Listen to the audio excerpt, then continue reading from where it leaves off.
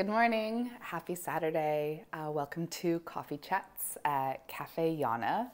It's a gorgeous Saturday in Manhattan, and for those of you that don't know, Coffee Chats is a little web series that I launched where I cover community building, experiential marketing, events, and of course, how to make the perfect cup of coffee. So today I actually want to focus on contingency planning. I noticed it's actually one of the most viewed blog posts on my Medium, and so I just thought we should talk about it, especially as people are getting vaccinated and we're starting to go back to in person, and as we're putting our plans together for next year. So I believe moving forward, all events will have to have some type of contingency plan, and that also includes kind of like triggers, right? That helps you determine when you go to the next plan, and then also a risk assessment. This was something that really helped us last year at the beginning of the pandemic, where we had, okay, so status quo, right? We do our full in-person large-scale conference, and then the triggers, right? So that they're kind of CDC green, yellow, red of like travel warnings, and it's no longer safe to hold in person, right? So we used the CDC travel guidelines in terms of the triggers. And then we also put together a risk assessment.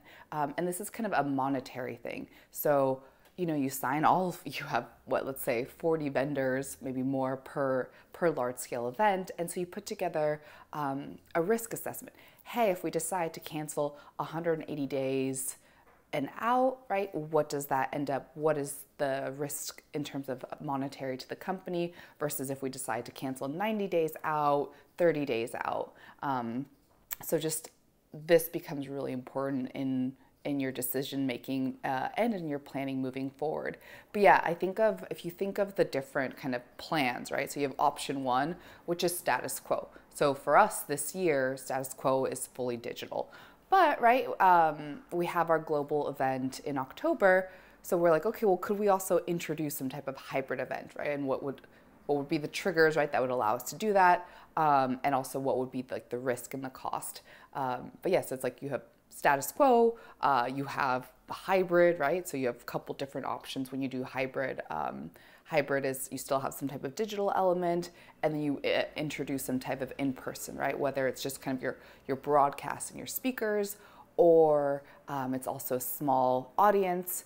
You have a couple of hybrid options, and then also another option is to go back to large scale and full scale conferences with maybe some type of just live stream that you stream to YouTube and you embed on a page. But yeah, so I'm going to publish this is also a chapter in my book, Digital First Events, if you haven't read it, but I'll publish it along with this video. And then since it's Coffee Chats, the coffee I'm drinking today, it is Counterculture.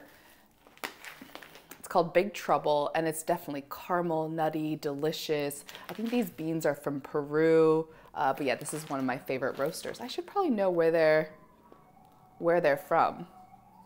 More than 2 decades creating extraordinary coffee. Cool, have a great day and welcome to New York.